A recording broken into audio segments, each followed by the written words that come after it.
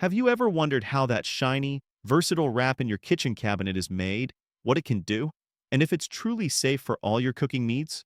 Before aluminum foil, tin foil was common in the late 19th and early 20th centuries for wrapping and preserving. However, tin foil had drawbacks. It often gave food a metallic taste and was less malleable, making it difficult to work with.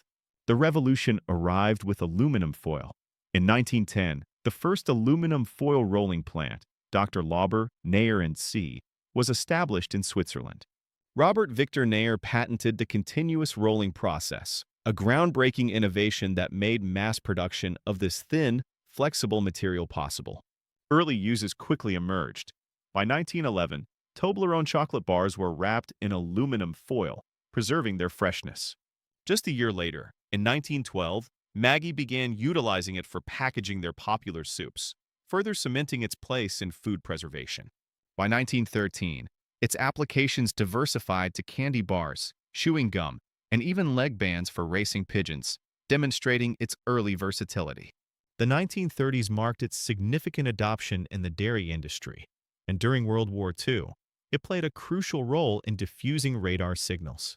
By the late 1950s, it replaced some traditional steel cans for products like coffee, and preformed aluminum foil food packaging appeared in 1948, popularized by TV dinners in the 1960s.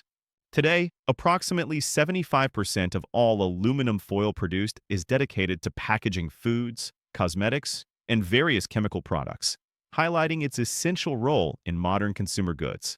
The remaining 25% serves critical industrial applications like thermal insulation, electrical cables, and sophisticated electronics, showcasing its broad and indispensable utility across sectors. Now that you've journeyed through the fascinating history and evolution of aluminum foil, please take a moment to share this video with others who might find this story as captivating as you do. But how exactly is this incredibly thin, yet remarkably strong material manufactured? And does it truly matter which side, shiny or dull, you choose to use? Aluminum foil begins its life as molten aluminum, which is then cast into large, solid slabs.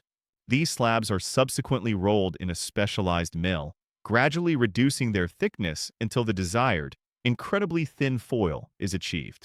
A unique and crucial process called doubling involves passing two coils of aluminum strip through the rolling mill simultaneously. This doubling technique is precisely why aluminum foil exhibits both a shiny and a dull side. The shiny side is the one that is milled without direct contact with another sheet of metal, resulting in its reflective surface. Conversely, the dull side is where the foil is in direct contact with another layer during the milling process, creating its matte finish. Interestingly, scientific studies confirm that the performance of the foil remains absolutely identical, regardless of which side you choose to use for cooking or wrapping. Aluminum foil is remarkably lightweight, incredibly pliable, and serves as an excellent barrier against light, oxygen, moisture, and bacteria, effectively preserving food. It also possesses impressive thermal and electrical conductivity, making it useful for a wide array of applications far beyond just food storage. Did you know that aluminum foil can even act as a shield, effectively blocking electromagnetic interference and protecting sensitive electronics?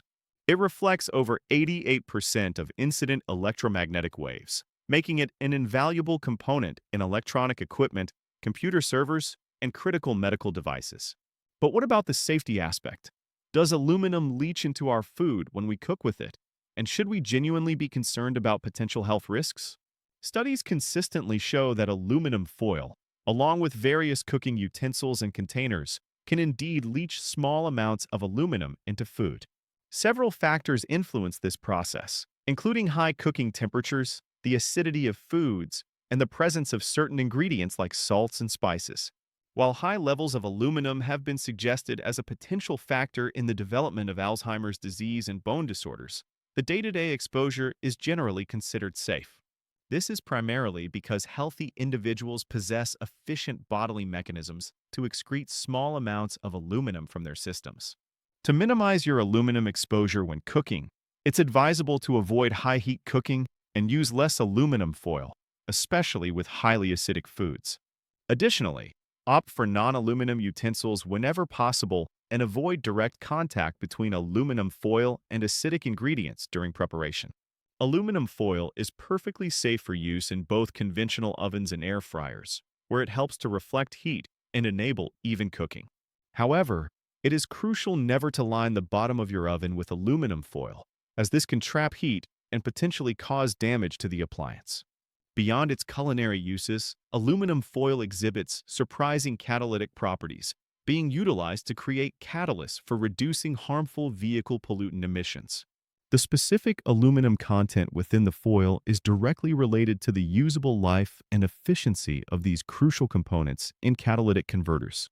Aluminum foil also boasts some truly unusual household uses. It can sharpen dull scissors, effectively shield delicate pie crusts from overbrowning, and even polish tarnished silver.